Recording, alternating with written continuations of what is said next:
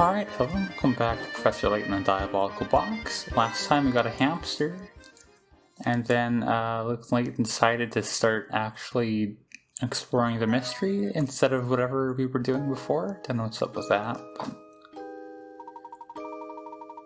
Sharing the thief soldier. Isn't this the same? Yes. Okay. Yeah, I don't think there's anything else. We didn't really get a chance to explore this. Must be lovely to sit out here with a cup of tea. But I don't think there's going to be much out here. Scenery flies by so fast my eyes can hardly follow it. Huh? My, this observation deck certainly does command an impressive view. Why was that different? Why wasn't that just a pop-off thing like this? Is the railing as solid as this? There's no way I could fall off. Oh, glad we've got positive thoughts. Oh, hello, you're a creature. Ah, there's nothing like travel by rail to put a spring in your step. Okay, you got voice acting. I couldn't agree more. For some reason. And there's no better way to do it than on a train as fine as yours, Mr. Beluga. Oh, he's the owner. And is Beluga like whale as in like, isn't that a metaphor, a euphemism for like a rich person? I don't know what I'm talking about here. So you know my name, do you? He doesn't seem happy about that. But of course, this train and its owner have quite a reputation in London. I've seen your face in the papers more than a few times. Oh, is that so now? Oh, there we go. Nice, spun it flattering. I'm sorry, my friend, but I can't say I know you as well as you seem to know me. So he's got like very heavy bags around his eyes. The name is Herschel Layton. I'm a professor of archaeology by trade, but a train enthusiast on the side. Like there's something wrong with this man, clearly, visibly. I've heard tales of this train's grandeur, so I decided it was time to experience it firsthand. Yeah, and we have no ulterior motive for being here. Well, isn't that something? It certainly is a pleasure to meet you, Mr. Layton, was it? People are also really bad at remembering his name for some reason. Oh my, just look at how late it's gotten. I really have to run. Do enjoy your time aboard. Okay, well that was an interaction. Is there anything in here? Oh, that's, yeah. I guess we just make our way back. Like this is a very linear area. There's not really a whole lot of choices to make. But don't we head back to the dining car now, Luke? I've worked up quite an appetite. The Professor and Luke decide to visit the dining car a second time. Why is it constantly telling me where to go? Like I said, there's only like 2 directions you can go, so it's not like you can get lost. You got something new? Gosh, I'm about to just keel over from boredom. Sure, the job pays well, but it's so slow it's painful. We've already read that before. They also give you... Okay, looks like no one's here right now. Let's check back later. I don't know what's up with that. There's some plot things that happen there, I think, eventually, but it's nice on the left-hand side, they show you a map of, like, they show you an arrow for where you need to be heading. That's one nice little quality of life thing they added from the first game. Welcome back, sirs. My deepest apologies for the long wait. Let me show you to your seats. I don't remember what this guy sounds like. Alright, it's finally time to eat. My sentiments exactly. Wow, look at all these choices. It's enough to make my head spin. Oh, look over there. Is this when what's their name causes the commotion? It sure is. The word exactly. There's some sort of commotion going on, because I know that's like, there's a mini mystery here in the train trying to find her, I don't want to spoil it. Oh, no, that's not yet. You call this haute cuisine? I call it slop. You're saying we actually serve this to our customers? I'll make it right away, sir. Get the mess out of my sight this instant. But of course, I'm very sorry to have displeased you so. and another thing. Look at these vases in that picture. Utterly tacky. Replace them instantly. But sir, that piece is a quintessential work by the world-renowned... I don't care if the Queen of England painted it. Replace it. Be quick about it. Yes, of course, sir. I'll start making the arrangements at once. Hey, it's that same man we saw earlier. I don't think I've ever seen anyone so bossy and loud. That would be Mr. Beluga, I believe. It's too bad the picture wasn't to his taste. I think it's marvelous. Ah, and speaking of pictures, Luke, have I got a puzzle for you? I guess that whole thing was just, like, tone setting. Puzzle 10, work of art, 15 pick rats. Should be pretty straightforward. Okay, so I already through that. The drawing below is made up of curved lines that intersect to create sections. If you want to color the entire canvas so that no section touches the side of a section of the same color, what's the fewest number of colors you can use? You can use a color as many times as you want, as long as it doesn't touch any area of the same color. Once you have your answer, tap the input answer icon and enter the number of colors. Writing your answer. Tap input answer to go to the answer screen. For example, enter 31, write a 1 in the ones column and 3 in the tens column. Next, submit your answer by typing submit, erase numbers with the eraser icon. Can we, there's no interaction here, so we've got to use our memo, but that's fine. So, 4-color theorem, math, it's maximum 4, but it could very well be less.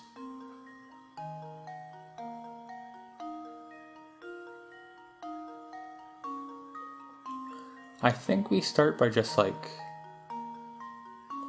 checkering everything like this.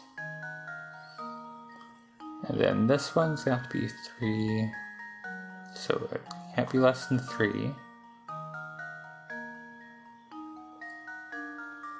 Go like this. Sure. 1 down there.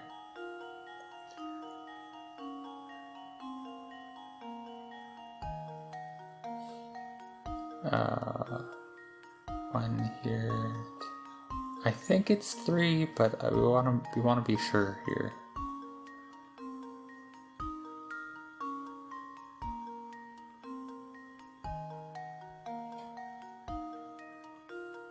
Yeah, if I did this right, then it's going to be 3.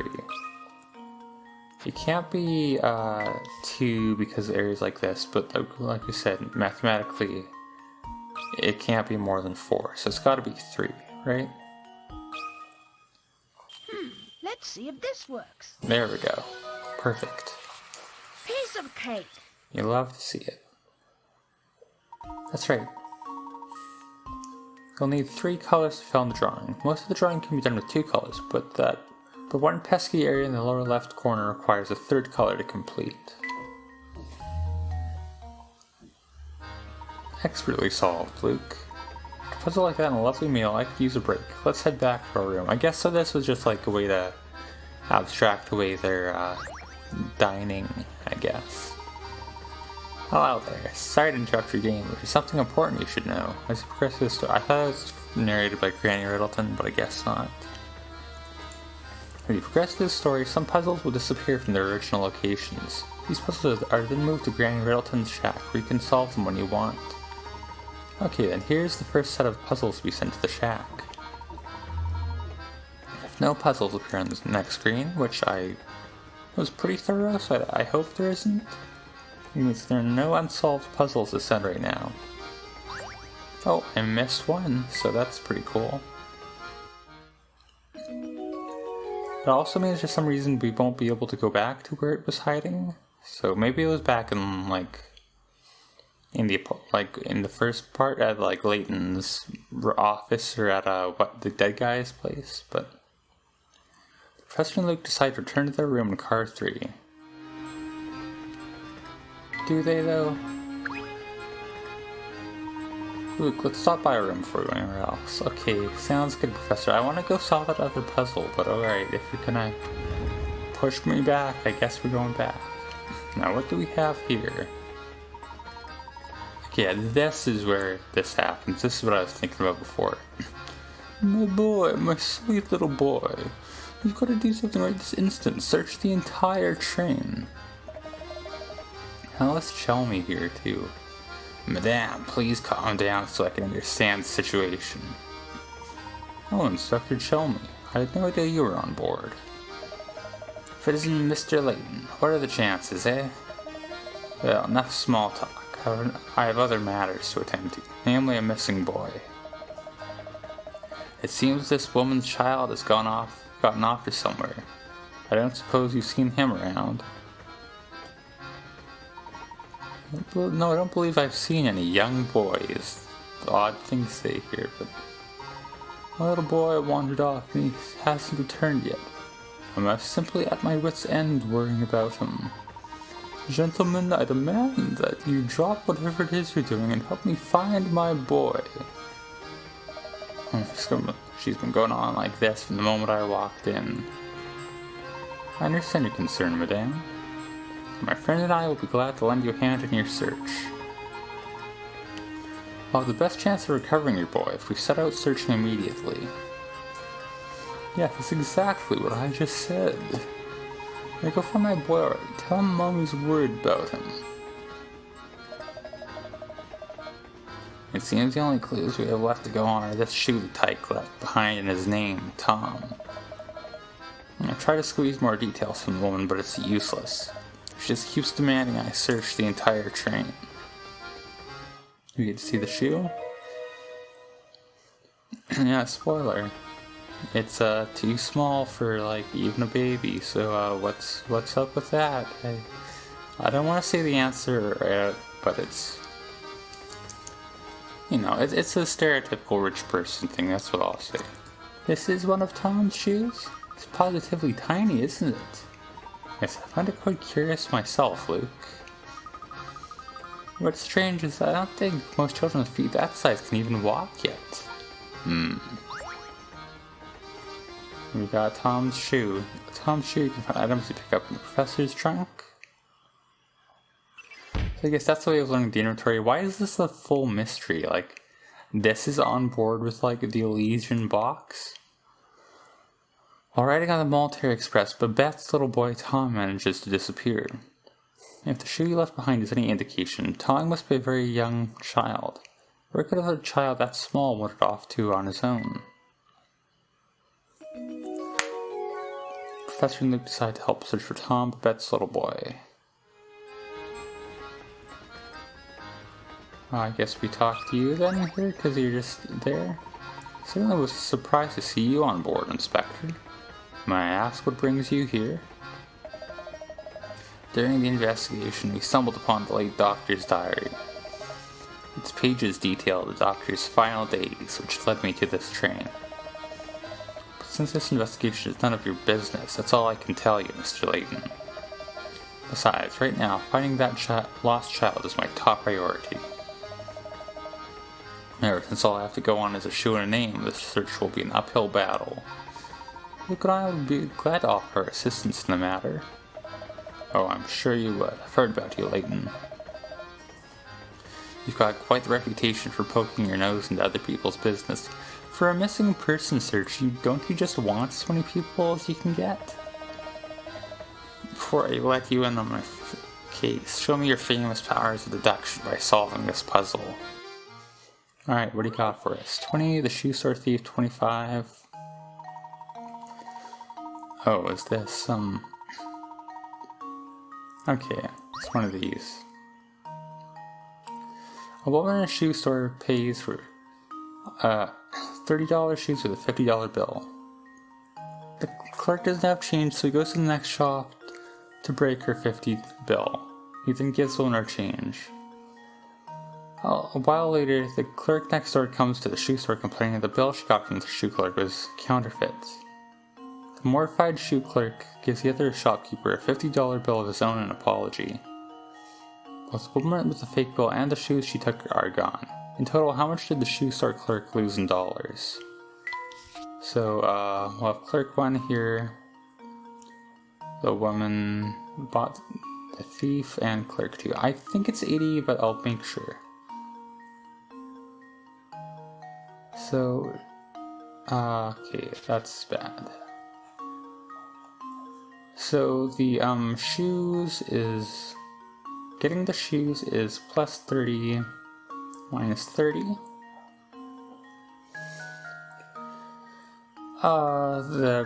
Giving the bill doesn't matter, so giving her the change is plus 20 for the change, minus 20 for the change, and then the bill is 50 for there, and plus 50 there. I think is it 100?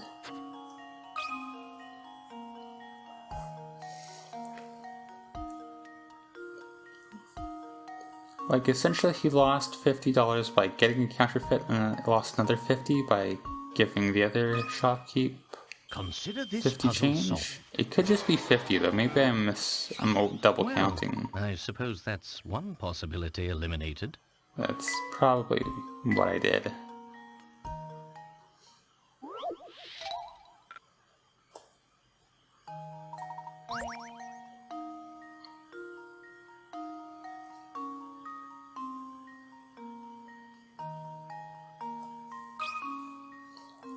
I think it's 50. This should do the trick. Yeah, okay, I double counted. That's fine. Ha! Wonderful. These things happen. Well done. The shoes the customer made off with cost $30, and the change the shoe clerk gave her cost him $20, bringing the shoe clerk's total losses to $50. The shoe clerk received $50 in real money. Okay, that's what I missed. When he swapped the fake bill for change, would have to return the same 50 when the counterfeit bill was discovered. This means these two transactions effectively cancel each other out. Okay. Seems your fame isn't entirely undeserved. Nevertheless, this is my case. I'll be searching for Tom Malone. Oh, why? I still don't get it. Search on your own if you like. Don't get your hopes up. I guess he's just proud is the implication here. Can we go... Oh, you're new. Excuse me, madame. Have you seen a small boy wandering around here? He would be missing a shoe. No, can't say that I have. I said I remember if I had seen a shoeless little boy. I see. Well, thank you very... Oh, but while we're on the topic of shoes, maybe you could help out with a little predicament of my own. 18, the shoe maze, 20 pickers. I guess we just have shoe-themed puzzles. This maze is made up of shoes. Your task is to travel from start to goal. You may only travel horizontally or vertically one space at a time. Sorry, I'm yawning here. I'm tired. And you must alternate between left and right shoes every step. Also, you may not pass through any of the walls in the maze. Tap each space one at a time to highlight the path you want to take. If you can misstep, you can deselect that space by tapping it again. So, like from here, this is left. Goals, you have to go there to the right, and then we can't go. Then we have to go to the left. The only there is that. The only right adjacent to that is there. The only left one adjacent to that is that. So obviously we have to go down from there. The only left, and the only right. There's two lefts from there. So, but if you go down that, there's nowhere to go from there. So you have to go up here. Then that makes you have to go like that. Now, once again, theoretically, we could, from here, though, I think it's easy enough to just connect, like, left, right, left, right, left, right, left, right. So, like that is the...